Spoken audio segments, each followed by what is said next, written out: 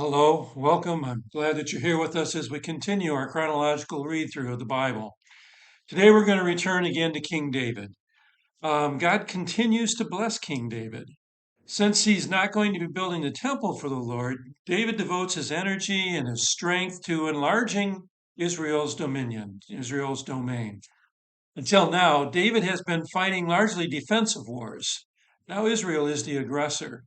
You'll read about David defeating and subjecting the Philistines, the Moabites, Aram, and Edom.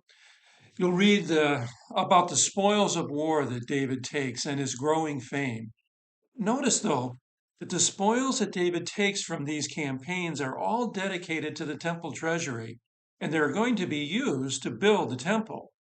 David keeps none of it for himself, which actually is in keeping with the edict of God about Israel's king.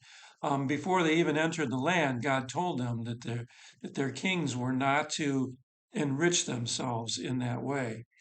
Notice that even most of the horses that he captured are disabled so that he doesn't accumulate horses, as that also was included in that edict about Israel's kings and the things that they were not supposed to do. As you read about David's reputation growing, remember what we read, was it just the day before yesterday, about God making David's name great. Indeed, God is fulfilling that promise to him.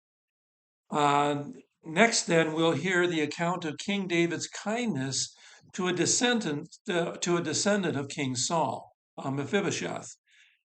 David had sworn to Saul that he would not cut off his descendants, as was the practice of kings in those days. So David asked if there was anyone left from the house of Saul that he could show kindness to. Well, a former servant of Saul, Ziba, tells David about Saul's grandson, Jonathan's son, Mephibosheth, who was crippled and is living in the house of Machir. So David sends for Mephibosheth, who, as you can well imagine, probably approached David with great fear and trepidation, as it was common in those days for the new king to completely wipe out the family of the previous king so that they wouldn't become a threat to the throne. Imagine Mephibosheth's surprise when David tells him not to fear, that all of his grandfather's land is being restored to him, and that he will be privileged to eat at the king's table like one of David's sons for the rest of his life. I guess a couple of other notes well, actually, let me go back to that for just a second. We see here the mercy that David is showing is a reflection of the mercy that God shows to us. God does not treat us as the world would treat us, but He treats us with mercy, and He makes available to us His grace. So now, just a couple of notes for later reference. Mephibosheth has a son. His name is Micah. And when Saul's lands were restored to Mephibosheth, Ziba now works for Mephibosheth.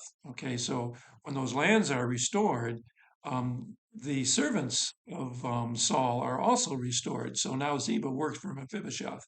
You might want to keep those names and those relationships in mind, along with Machir, because they're going to come up a little bit. They're going to come up again a little bit further down the road here. All right. May God be with you, bless you.